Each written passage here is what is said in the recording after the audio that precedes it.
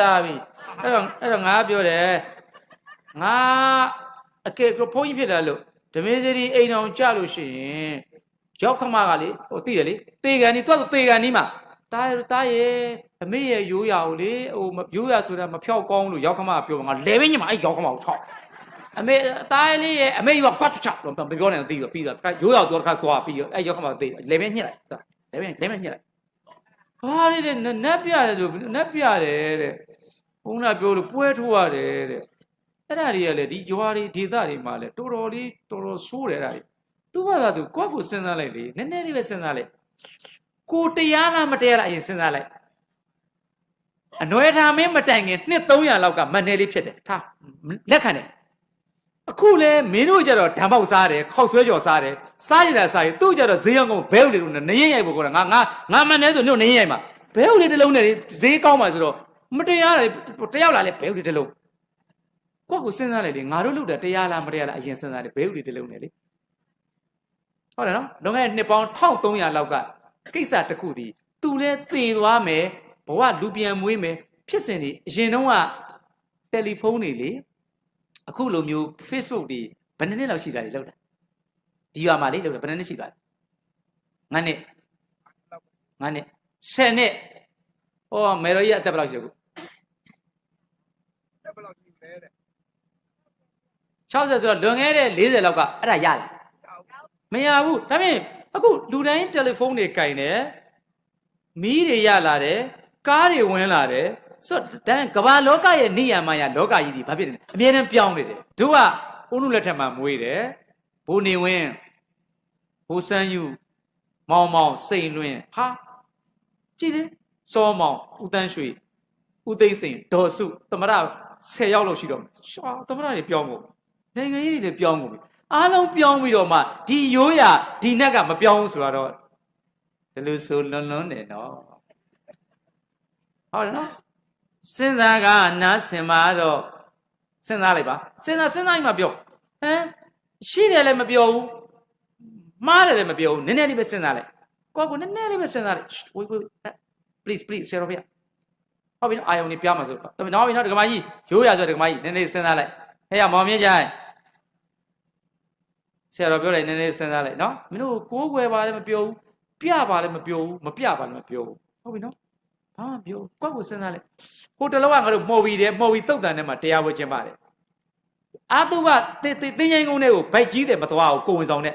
ခလေးလေးတွေမသွားဘူးချော်လဲမဲ့ခလေးတွေအဲ့ဒီတင်းငိုင်းကုန်းထဲမှာမှော်ပြီးတင်းငိုင်းကုန်းတရားဝဲလုပ်တယ်ကိုဝင်ဆောင်မိမလာတယ်ဓမေစရီတရားတွေနားတယ်ထေရပါတဲ့ဆက်သွားခလေးတွေကဂျုံတို့ဟျောက်လေးမင်းတို့အာတုဘတဲ့မကစားကိုတင်းငိုင်းကုန်းနဲ့မကစားနဲ့ချော်လဲအကျဉ်းလဲနာနဲ့ဘာတရားမှရှိဘူးတဲ့ပြီးသွားပြီးသွားမော်ပြီးမှာ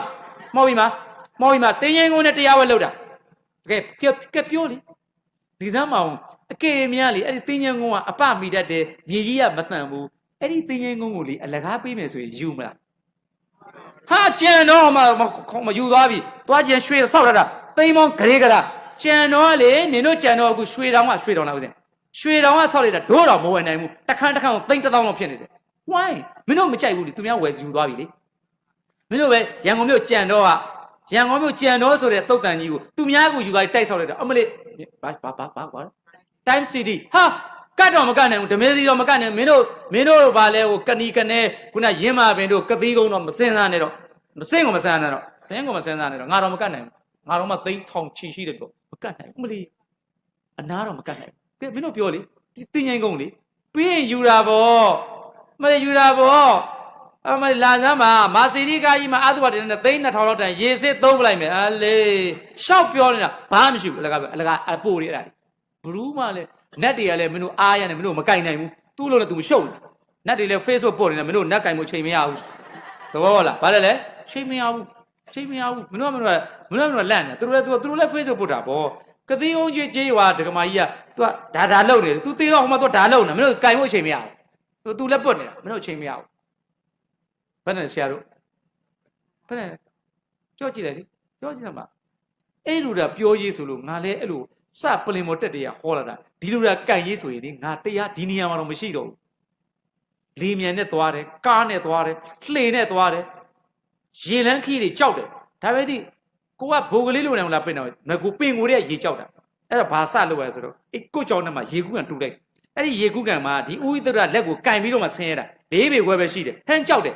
သူစိတ်ကကြောက်တယ်ဒါအဲ့တော့ hydrophobia လို့ခေါ်တယ်သူကြောက်တယ်ကြောက်တော့အဲ့ဒီရေကူးကန်ကိုအနားမှာတယောက်ရှိမှဒီကန်တွေကိုဆင်းရတယ်အဲ့ဒီကန်ခါပဲရှိတယ်အဲ့ငါကြောက်တယ်ရေကြောက်တယ်အဲ့ဆိုတော့ရေကြောက်လို့ဘုံကလေးကိုမလိုက်တာဥရှင်ကြီးကိုပြောတာတော့မလိုက်တယ်မှဆိုတော့သွားတယ်ကွာဘာမှမဖြစ်ပြောလေခက်ကိုစဉ်းစားလေရေငံတရုတ်ပိုင်ငါဆိုပါတဲ့အဘိုးရှင်ခမရ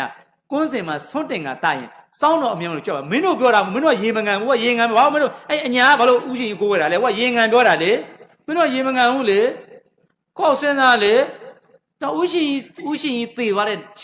ကိုရင်တွေကနေရှင်ပြတော့ကိုရင်ဝက်ခံနေဆိုဥရှင်ကိုသိကြောက်တယ်ဘာကိုကမောင်ရှင်ကကိုရင်ဝက်ခံနေသေသွားတာလေသေသွားတော့မောင်ရှင်သေတဲ့နေရာကျွန်းညိုကြီးကဒို့မရဇာတိနာပါအဲ့နာမှာမိချောင်းနေပေါ်တာမောင်ရှင်ကသေလို့စီးရင်မိချောင်းစီးဘယ်နဲ့ကြားစီးရတာတော့ကိုစဉ်းစားလေဘယ်နဲ့စဉ်းစားလေဘာဖြစ်လဲဘိုးကလေးဘာပေါ်တာလဲမိချောင်းပေါ်တာသူစီးတော့ဘာစီးလဲနည်းနည်းလေးမှားနေတာပြောတာပါကိုစဉ်းစားလိုက်တယ်စဉ်းစားကနားစင်မာတော့မေရိုကြီးရဲ့ကိုမမယိုးရရဲ့ဟုတ်တယ်နော်အဲ့တော့ရှင်ပြုကန်ကြီးဆိုရင်မောင်ရှင်ကလေခုနပြောလို့စောင်းလေးသွားတီးလိုက်တာလေစောင်းသွားတီးတော့ကောင်မလေးတဲ့ဥစ္စာကောင်မလေးတဲ့ကြိုက်မောင်ရှင်ကိုခေါ်သွားတော့ရှင်ပြုကန်ကြီးမောင်ဥရှင်ကိုကပတ်တာကြောက်ဟိုကစားပါတယ်ရေငံတရုတ်ပိုင်ငါဆိုးပါတယ်အဘိုးရှင်ခမညာကွန်းစင်မှာဆွန့်တင်ကတလိုက်ရင်စောင်းတော်အမြန်မလို့ကြွတော်မူပါဆိုပြီးသူကရေငံကိုပြောတာမင်းတို့မပါဘူးမင်းတို့ကနေကနေမပါဘူးဟောလားကနေကနေတော့မလို့ဘိုးကြီးကလှုပ်ပေါ့ကွာအပြပေါ့နော်ဟုတ်ပြီလားအဲ့တော့ကိုလည်းစဉ်းစားပေါ့ဘယ်နဲ့လှုပ်လေကောင်းတာလှုပ်ဖို့လိုတာဗါတယ်လေဘာလျှောက်ပြောတာဘာကိုရဲ့ကိုတွင်ဘာမှမငွေရှိရင်ပြီးတယ်အလျှောက်လုံးနေတယ်အဲ့ဒါဒီပတ်စံရှိရင်ပြီးတယ်ပတ်စံယူပြီးဘူးပြီးလားအဲ့ဒါဒီလိုက်ရွေးနေတယ်ပြီးနေရောခုဆရာတော်မှဆရာတော်ဒီနေ့စာသင်ဆောင်လေးစောက်တယ်ပေါ့အကြောင်းပါဆရာတော်အဘိဓါဆရာတော်ကြီးနှစ်ပါးအခါမှာပြည့်နှစ်ပါးမကွက်တန်လားတဲ့ဘယ်အချိန်လဲတဲ့ဆရာတော်အားတဲ့အချိန်ပြီးပြီလားလို့စကားပြောလို့ပြီးပြီလားလို့ဘယ်အချိန်ပြည့်ရက်မှာလဲတဲ့တပါး98တပါး96တပါး88ဆရာတော်ထေကြီးဝါကြီးဆရာတော်ဘုရားကြီးတွေပြင်လိုက်ချင်းသည်ဒီเจ้าနဲ့ကြီးတက်တန်းရှိပါစေဆိုရရွေချက်လို့ရှိတယ်လို့ဘယ်အချိန်ရိုက်မှာလဲဘတော့ဆရာတော်မာနာတွေကြွတယ်တိုင်းကြွတယ်ဘတော်မှငါ့ကိုအနိုင်မမေးရဘူးဘယ်အချိန်ရိုက်မှာလဲတဲ့ကြောက်တယ်ဆရာတော်တို့ဖုံးပေးပြီလားမနဲ့စောကြီးကိုဆရာတော်အားတဲ့ချိန်ရိုက်ပဲပြောတယ်ဘာအသားမှမလုပ်ထားဘူးနော်အနားနီးတော့မှရှိတဲ့ဝါချားမြတုတ်လို့ပတ်စံရှိရင်ပြီးတယ်လေသူတို့အဲ့ဒီဆရာတော်တွေပင့်ရိုက်တော့မနေမှာငါလက်ထက်မှာငါ3300ငါစုလိုက်ဘန်နဲ့ထည့်လိုက်ကျောင်းအတွက်လည်းကျောင်းကအကျန်းနဲ့800ကုန်ပဲဆိုတော့ငါနိုင်သွားပြီလေကုတရားဟောတာပါဆိုငါနိုင်သွားပြီဆိုငါပြောရဲပြီလေပတ်စံတပြားမရှိသေးဘူး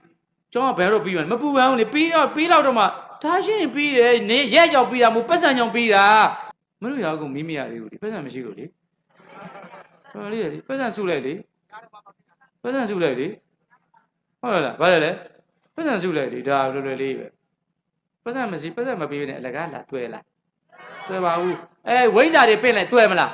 တွေ့ပါဘူးပဲဘိုးအောင်ဘိုးမင်းကောင်တနာတယ်မတွေ့ဘူး